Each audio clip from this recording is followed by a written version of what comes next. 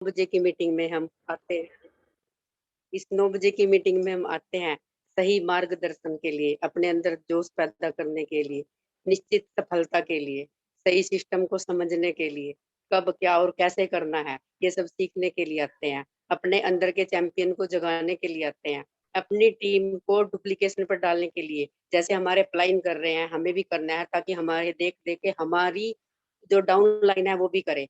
अपने बिजनेस को auto mode पर डालने के लिए, अपने आप को सिद्ध करने के लिए, ताकि हम सिद्ध हो सके, लोग हमें सम्मान की नजर से देखने के लिए, जागने के लिए, जगाने के लिए, लोगों को आगे बढ़ाने के लिए, धकेलने के लिए। ऐसे ही हमें आज मोटिवेट करने के लिए जो हमारी मोटिवेटर आ रही हैं, जानी पहचानी, जो किसी के इंट्रोडक्शन की मोहताज नहीं है, वो कोई और नहीं है, हमारी ही अलका मैम नारायणगढ़ से। तो हम सब मिलके वेलकम करते हैं अलका मैम का। वेलकम टू अलका जी।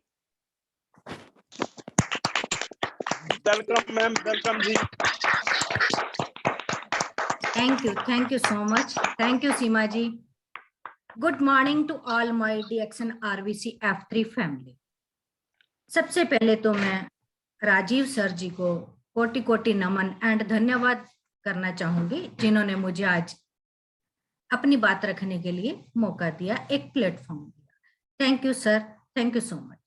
उसके बाद मेरी great upline mister Bharat Garg, Deepak sir and Dinesh Bansal ji को कोटि कोटि नमन, जिन्होंने मुझे इस लायक बनाया कि मैं कुछ बता पाऊं, कुछ बोल पाऊं, कुछ समझ पाऊं और कुछ आप लोगों के साथ शेयर कर पाऊं।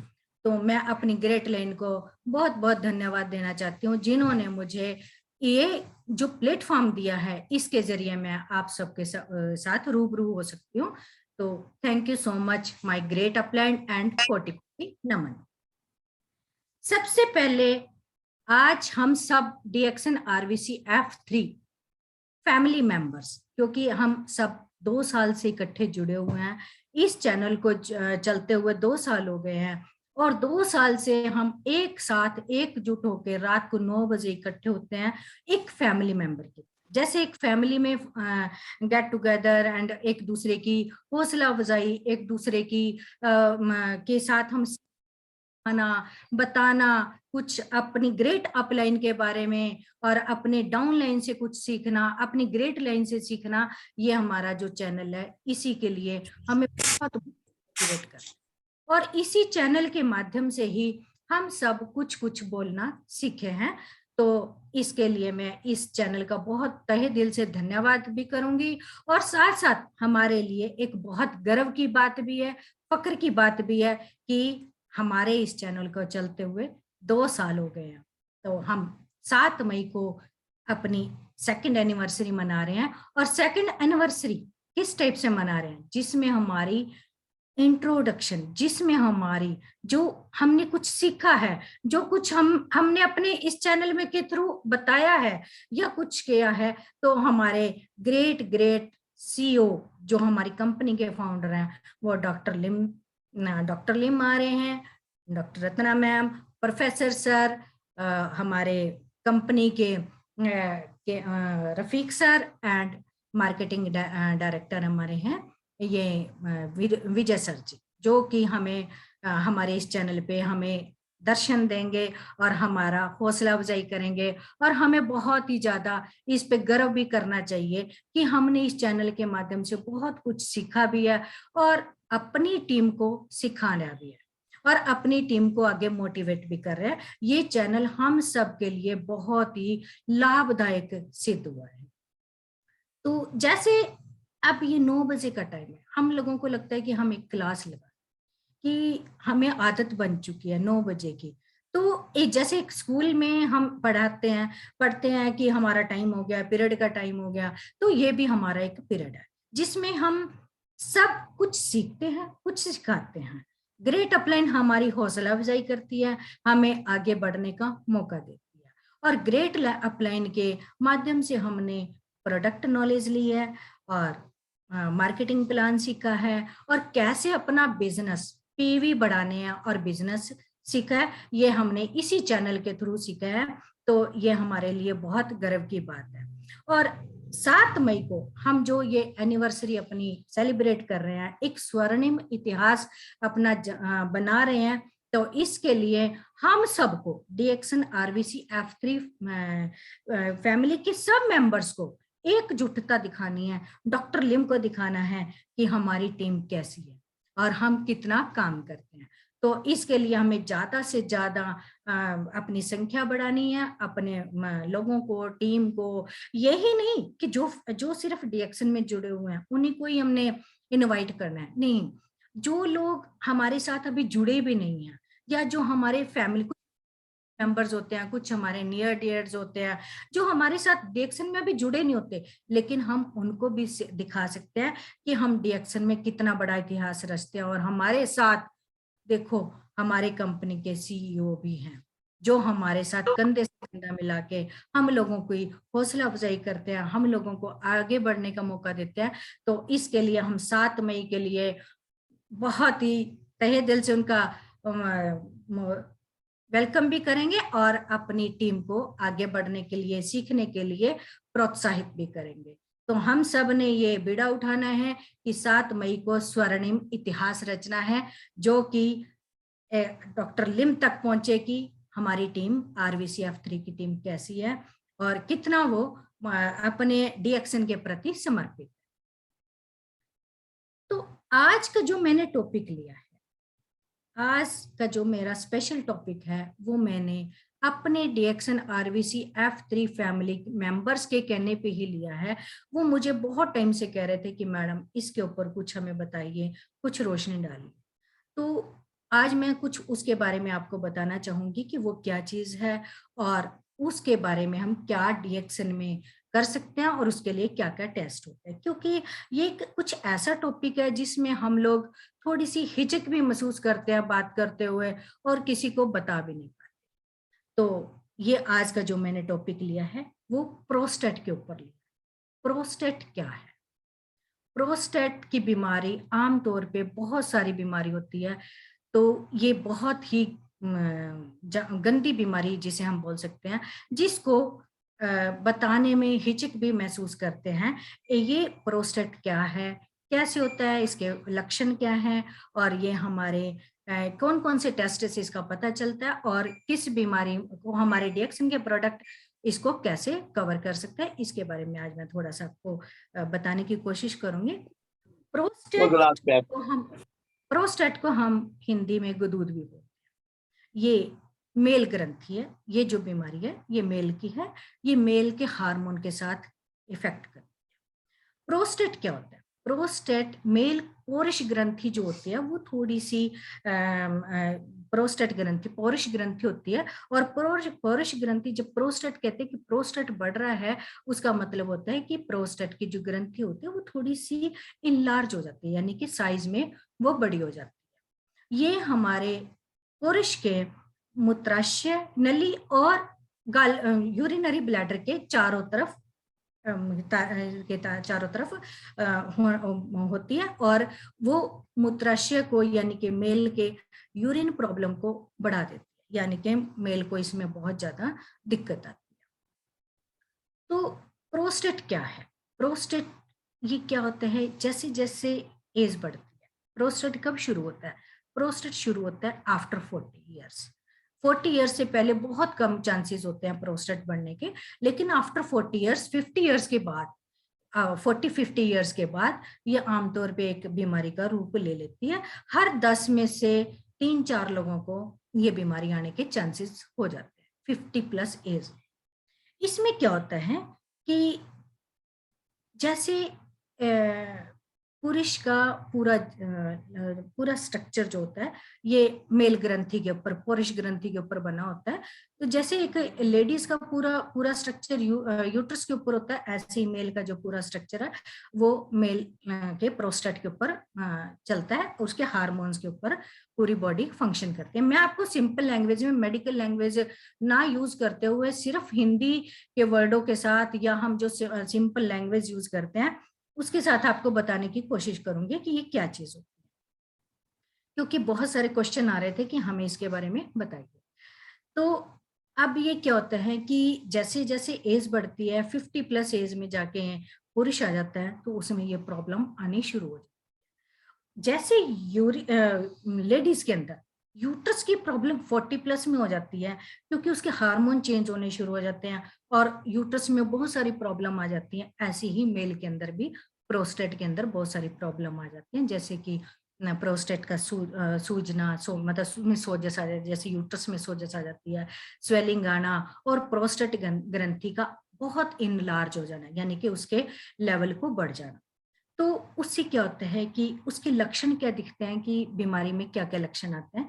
उसमें मेल को बाथरूम करने में दिक्कत आनी शुरू हो जाती है, बाथरूम लग के आना शुरू हो जाता है, या फिर ब्लैडर खाली नहीं होता वन टाइम में, कि वो यूरिन तो पास कर लेता है लेकिन उसको लगता है कि अभी मुझे और बाथरूम आ रहा है, और बार बार बाथरूम आने की शिकायत रहती है, ड्रॉप बाय ड्रॉप भी बाथरूम आता है। ये सारे लक्षण प्रोस्टेट के होते हैं, क्योंकि जब प्रोस्टेट ग्रंथि बढ़ जाती है, सोजस आ जाती है, उसमें इनलार्ज होते हैं, तो वो इन यूरिनरी ब्लैडर पे और मूत्राशय नली के ऊपर प्रेशर बना के रखती है, और मूत्राशय नली थोड़ी सी सुंगड़ भी जाती है, क्योंकि प्रेशर होने की वजह से वो टाइट हो जाती है और वो यूरिन जो है पास आउट होने में थोड़ी मेल को दिक्कत होती है, जो कि बहुत मुश्किल का काम। और फीमेल, एक और बात है, फीमेल अपनी प्रॉब्लम हर एक से शेयर कर ले, लेकिन जो मेल होता है वो अपनी प्रॉब्लम शेयर करने में थोड़ी सी हिचक महसूस करता है। इवन देन वो डॉक्टर के पास जाके भी अपनी प्रॉब्लम को शेयर नहीं कर पाता, और वो छोटी सी बीमारी एक बड़ा रूप ले लेती है। और वो आने वाले टाइम में जब पेशेंट 60 प्लस यानी कि 70 की एज में हो जाता है, तो कुछ एक देखो, कोई भी चीज इनलार्ज हो जाएगी, कोई भी चीज अब नॉर्मल हो जाएगी, तो उसमें बीमारी बढ़ने के चांसेस ज्यादा होते हैं, तो वो एक कैंसर का भी रूप ले लेती है। ये एक बहुत बड़ा रीजन है मेल के अंदर, वो अपनी बात शेयर ना करने की वजह से। तो ये प्रॉब्लम जो है वो डे बाय, क्योंकि उसको यूरिन की प्रॉब्लम आती है, तो वो ज्यादा से ज्यादा कभी शुगर की तरफ ध्यान देगा, कभी कुछ और ले लेगा, लेकिन अपनी बात को शेयर नहीं कर पाता। तो उसके लिए अब मैं आपको बताती हूँ कि इसके टेस्ट क्या क्या है। इसके लिए हमारे पास टेस्ट अवेलेबल है। आप यूरिन टेस्ट करा सकते हैं, और यूरिन में भी कई बार यूरिन इतना ज्यादा आता है कि इतना ज्यादा गंदा होता है कि उसके अंदर ब्लड भी आना शुरू हो जाता है, क्योंकि सुंगड़ने की वजह से यूरिन पास आउट होने में दिक्कत आनी शुरू हो जाती है, तो ब्लड भी आ जाता है। तो जब ज्यादा प्रॉब्लम आ जाती है, तब मेल में ये प्रॉब्लम आनी शुरू हो जाती है। तो ब्लड आने से वो डर जाता है और उसको प्रॉब्लम होनी शुरू हो जाती है। तो ये क्या होता है, इसके लिए हम अल्ट्रासाउंड करा सकते हैं। अल्ट्रासाउंड में हमारे प्रोस्टेट का क्लियर रिपोर्ट आ जाती है, और यूरिन टेस्ट में भी हमारे क्लियर टेस्ट हो जाते हैं। और इसके लिए और भी बहुत सारे टेस्ट होते हैं, जैसे बीपीएच वगैरह, और टेस्ट, बहुत सारे टेस्टों से हमें प्रोस्टेट के बारे में पता चलता है। तो ये तो रहे इसके लक्षण कि कैसे पता चलेगा। मेन प्रॉब्लम यूरिन की होती है, तो यूरिन के कारण उसको ये प्रॉब्लम आनी शुरू होने के कारण उसको ये जो बीमारी है वो एक घातक रूप भी ले सकती है। अब बात करते हैं कि इसके इसके लिए हमारे पास डीएक्सन में ऐसे कौन कौन से प्रोडक्ट है कि जो हमारी इस प्रॉब्लम को सॉल्व कर सकते हैं, ताकि ये प्रॉब्लम आए ही ना। क्योंकि 40 प्लस एज से पहले तो ये प्रॉब्लम आने के चांसेस होते ही नहीं है, और 40 टू 50 में ये आनी शुरू होती है, 50 के बाद ये उजागर होनी शुरू हो जाती है। 40 टू 50 के से पहले ये प्रॉब्लम इतनी जल्दी से नहीं आती। तो 50 के बाद, और 50 के बाद भी अगर केयर ना करे, 60-70 के पास जाके ये कैंसर का रूप ले लेती है। तो इसके लिए हमारे पास डीएक्सन में बहुत अच्छे अच्छे प्रोडक्ट हैं, जिससे हम इस प्रॉब्लम को सॉल्व कर सकते हैं। तो नंबर 1 है हमारा नोनी जूस। नोनी जूस को जितने ज्यादा में, जैसे एक फीमेल के लिए नोनी जूस अमृत समान है, ऐसी एक मेल के लिए भी, क्योंकि हार्मोन्स तो चाहे मेल के हैं चाहे फीमेल के, हार्मोन्स तो इनबैलेंस जब होंगे तो परेशानी तो आएगी। तो नोनी जूस इसमें हमारा अमृत के समान काम करता है, और हमारे प्रोस्टेट के लिए तो रामबाण का काम करता है, क्योंकि नोनी जो जूस है वो इस तरह के किसी भी सेल्स को बढ़ने ही नहीं देता, और सेल्स की पूरी तरह जो, जैसे अभी मैंने बोला कि ग्रंथि जो है वो बढ़ जाती है, सोजस आ जाती है उसके अंदर, इनलार्ज होनी शुरू हो जाती है, तो उस इनलार्ज को नोनी जूस हमारा कंट्रोल कर लेता है। तो जैसे जैसे हम बोलते हैं कि फीमेल को नोनी लेनी चाहिए, तो मेल को भी नोनी लेनी चाहिए। और कोई एज ग्रुप नहीं है इसके लिए, आप 40 से स्टार्ट कर सकते हैं, ताकि आने वाले टाइम में, जैसे अभी मैंने बताया है कि हर 10 में से 2-4 लोगों को ये प्रोस्टेट की प्रॉब्लम, जैसे फीमेल को हर 10 में से 5 लेडीज को यूट्रस की प्रॉब्लम होती है, ऐसे ही मेल के अंदर भी ये प्रॉब्लम होती है। तो मेल के लिए भी हमारा नोनी जूस जो है अमृत के समान है, और उसको ये जूस लेना चाहिए। सेकंड आता है इसमें हमारा coffee, 2-in-1 coffee. 2-in-1 coffee क्या करता है? 2-in-1 कॉफी का जो मेन फंक्शन होता है वो यूरिन को क्लियर करना होता है। जितना ज्यादा हमारा यूरिन, क्योंकि मेन प्रॉब्लम मेल के अंदर यूरिन की आती है, यूरिन पास आउट नहीं होता, धीरे धीरे आता है, लग के आता है, और कई बार ब्लड भी आता है। तो उस सब प्रॉब्लम का इलाज हमारे पास 2-in-1 कॉफी है। तो मेल को ज्यादा से ज्यादा 40+ एज में जाके अपना नोनी 2-in-1 कॉफी शुरू कर देनी चाहिए। 2-in-1 कॉफी के हमारे पास बहुत अच्छे रिजल्ट आते हैं कि वो क्योंकि उसके अंदर गैनोडर्मा तो है ही है, साथ साथ कॉफी के भी गुण हैं, और साथ साथ ये बहुत सारे फंक्शंस पे भी काम करती है। तो ये यूरिनरी और किडनी इन्फेक्शन के लिए, और कई बार तो मेल को इतनी भी दिक्कत आती है कि किडनी की इन्फेक्शन तक हो जाती है इसके लिए। तो ये हमारे लिए जो 2-in-1 कॉफी है, यह बहुत बेस्ट काम करेगी। और पेशेंट को तो देनी ही देनी है, 40+ एज हर मेल को ये शुरू कर देनी चाहिए कि हमें 2-in-1 कॉफी लेनी है। उसके बाद हमारा एक और प्रोडक्ट है RGGL। RGGL का क्या काम है? वो भी हमारे सेल्स पे काम करता है। जैसा अभी मैंने बताया कि ग्रंथि इनलार्ज हो जाती है। इनलार्ज में क्या, सेल बढ़ जाते हैं, सेल आउट ऑफ उससे बढ़ने शुरू हो जाते हैं। तो वो जब जैसे जैसे वो बढ़ते हैं, तो उनको कंट्रोल करने के लिए हमारे पास RGGL अगर कंटिन्यू खाएंगे तो ये प्रॉब्लम तो सॉल्व होगी, साथ ही साथ आने वाले टाइम में कभी कैंसर भी नहीं होगा, क्योंकि मेल के अंदर ये प्रॉब्लम आम देखने में मिलती है। और ये हिचक की वजह से, पेशेंट ना बताने की वजह से, ये जब 70+ में एज में आके जब पेशेंट हो जाता है, तो उसका ना ऑपरेशन हो पाता है और ना ही इसका कोई इलाज हो पाता है। तो इसके लिए मेल को 40+ से ही RGGL शुरू कर दे। वैसे तो हर एज ग्रुप को लेने चाहिए RGGL, लेकिन जैसे प्रॉब्लम के ऊपर हम बात कर रहे हैं, तो 40+ एज में जाके हर मेल को RGGL की अपनी जो मात्रा है वो बढ़ा देनी है। क्योंकि आने वाले टाइम में जैसे जैसे एज बढ़ती है, हमारी जो प्रॉब्लम है ये बढ़नी शुरू हो जाती है। तो मेल को RGGL शुरू कर देने चाहिए। उसके बाद एक और है हमारे पास स्पाइरुलिना। स्पाइरुलिना क्या करता है? क्योंकि जैसे अभी मैंने बोला कि इसमें यूरिन की बहुत ज्यादा प्रॉब्लम शुरू हो जाती है। तो यूरिन होने से, बार बार यूरिन जाने से, बार बार परेशान होने से, तो मेल के अंदर वीकनेस आ जाती है। वीकनेस को कवर करने के लिए हमारे पास एक और प्रोडक्ट है स्पाइरुलिना। जितना ज्यादा मेल स्पाइरुलिना को कंज्यूम करेगा, हर चीज उसकी कंट्रोल में रहेगी, अनियंत्रित वृद्धि नहीं होगी, अल्कलाइन है, क्योंकि एसिडिक फूड की वजह से हर चीज एबनॉर्मल, और जो हमारे मेल्स हार्मोन्स होते हैं वो भी अपसेट हो जाते हैं एक एज के बाद। तो वो भी अपसेट नहीं होंगे अगर हम स्पाइरुलिना, क्योंकि उसके अंदर A to Z सारे पोषक तत्व होने की वजह से वो बैलेंस में रखती है, और 100% अल्कलाइन एंड pH को बैलेंस रखती है। तो स्पाइरुलिना मेल को 40+ में शुरू कर देनी चाहिए, जो कि अमृत के समान काम करे। अगर हार्मोन्स को सेव रखना है, बचाना है, डिस्टरबेंस नहीं करनी है, तो आपको स्पाइरुलिना शुरू कर देनी चाहिए। हर मेल के लिए स्पाइरुलिना एक रामबाण का काम करे। उसके बाद एक और हमारे पास ऐसा प्रोडक्ट है जिसे हम बोलते हैं गैनोटी।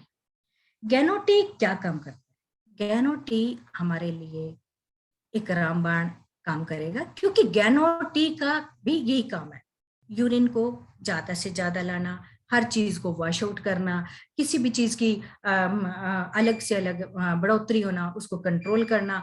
तो हमारा जो जितनी ज्यादा मात्रा में हम गैनो-टी लेंगे वो हमारे लिए बहुत अच्छा रहेगा, और साथ में जो शरीर है वो उसको अल्कलाइन रखेगा, एसिडिक नहीं होने देगा, और साथ साथ यूरिन पे बहुत ज्यादा अच्छा प्रेशर डालेगा, किडनी से हर प्रॉब्लम को वॉश आउट करेगा, मूत्राशय को खाली कर देगा, क्योंकि यूरिनरी ब्लैडर के ऊपर प्रेशर होने की वजह से यूरिनरी ब्लैडर जो है वो खाली नहीं हो पाता।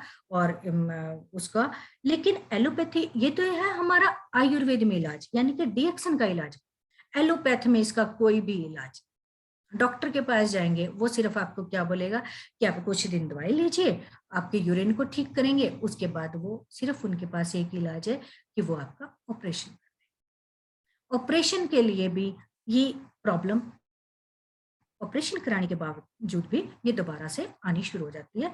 मान लो किसी मेल का 50 इयर्स में ऑपरेशन हो गया, लेकिन आफ्टर 60-70 के आसपास ये प्रॉब्लम हर 5-7-10 साल बाद ये प्रॉब्लम दोबारा से आ जाती है। तो एलोपैथ में इसका इलाज सिर्फ ऑपरेशन है, और ऑपरेशन के बाद भी हम कोई गारंटी नहीं बताते कि ये दोबारा नहीं होएगी, ये दोबारा से हो सकती है। और क्योंकि वो कुछ पॉइंट को कट ऑफ कर देते हैं, कुछ नली को जो थोड़ी सोजिश में आई होती है उसको कट ऑफ कर देते हैं, बाकी फंक्शन एज इट इज रहते हैं। तो फंक्शन जब वो काम करना ही बंद कर गया तो आने वाले टाइम में वो दोबारा से उजागर हो जाता है, और उजागर होने से वो दोबारा प्रॉब्लम स्टार्ट हो जाती है, मेल फिर वैसे की प्रॉब्लम में आ जाता है। तो डीएक्सन में हमारे पास ये 4 प्रोडक्ट ऐसे हैं जो मेल हार्मोन्स के लिए अमृत के, फीमेल के लिए तो है ही है, वैसे तो हर एक के लिए है, छोटे बच्चे से लेके बुजुर्ग तक हर एक के लिए है, मेल हो फीमेल हो कोई भी हो। लेकिन मेल प्रॉब्लम की आज हम बात कर रहे हैं, प्रोस्टेट की हम बात कर रहे हैं। तो प्रोस्टेट में ये एक रामबाण का काम करते हैं। अगर कोई मेल अपनी बात किसी से शेयर नहीं कर पाता, किसी को बता नहीं पाता, अगर वो इस टाइप से किसी भी बात से प्रॉब्लम से जूझ रहा है, तो वो आप ये चारों प्रोडक्ट खूब अच्छी मात्रा में कंज्यूम करने शुरू कर दीजिए। तो आने वाले टाइम में ये प्रॉब्लम आएगी नहीं, फेस ही नहीं करने पड़ेगी, क्योंकि ना हार्मोन्स इनबैलेंस होंगे, ना प्रॉब्लम आएगी, और ना ही, क्योंकि आरजी जेल किसी भी सेल्स को बढ़ने नहीं देता और हर सेल पे काम करता है। अगर किसी को ये प्रॉब्लम आ भी गई है तो डॉक्टर से कंसल्ट करना भी जरूरी है, और साथ साथ आप अपने डीएक्सन के प्रोडक्ट खूब अच्छी मात्रा में कंज्यूम कीजिए। और हो सकता है क्योंकि हमारे जो प्रोडक्ट हैं वैसे तो ये सारी प्रॉब्लम को खत्म कर देते हैं, लेकिन किसी को ज्यादा प्रॉब्लम आ गया तो डॉक्टर से कंसल्ट भी कर सकते हैं। अगर यूरिन ज्यादा मात्रा में नहीं आ रहा तो उनको फिर यूरिन के लिए कुछ कैथेटर वगैरह भी लगवाना पड़ सकता है। लेकिन ये प्रॉब्लम तब होती है जब ये प्रॉब्लम बढ़ जाती है। अगर कम मात्रा में या आने से ही पहले अगर हम उसका इलाज कर ले तो डीएक्सन में हमारे पास इसका इलाज बहुत बहुत अच्छा इलाज है। और अगर हम ये चारों प्रोडक्ट अच्छी मात्रा में कंज्यूम करें तो मुझे नहीं लगता कि किसी मेल को आने वाले टाइम में ये प्रॉब्लम आएगी। जैसे हम फीमेल का ध्यान रखते हैं, फीमेल अपनी बात का ध्यान रखती है, अपनी प्रॉब्लम का ध्यान रखती है, ऐसे मेल को भी अपनी प्रॉब्लम का ध्यान रखना चाहिए और ये प्रोडक्ट कंज्यूम करने चाहिए। तो आज का मैं सिर्फ इतना ही कहूंगी। अब आज हमारे बीच में गुरुजी हैं, तो आज मैं कुछ गुरुजी से कुछ वेलकम करते हैं गुरुजी का, और गुरुजी को बोलते हैं कि सर आप हमारे गाइडेंस कीजिए। तो thank you so much. Thank you sir. Good morning. Welcome sir, welcome guruji. Welcome guruji. Welcome guruji. बहुत अच्छा बताया आपने।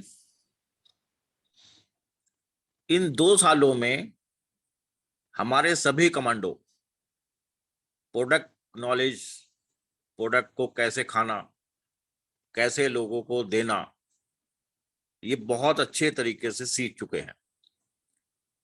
लेकिन डीएक्सन के 2 पार्ट हैं। अभी हमारा ये एक ही पार्ट पूरा हुआ, और जो मेन पार्ट है जहां से हमारे घरों में पैसा आएगा, अभी उस पार्ट पर हम लोगों का शायद ध्यान कम है। मेरी बात को अन्यथा ना लेते हुए, आज जो मेरे आने का पर्पज है आप लोगों के साथ। 2 साल पहले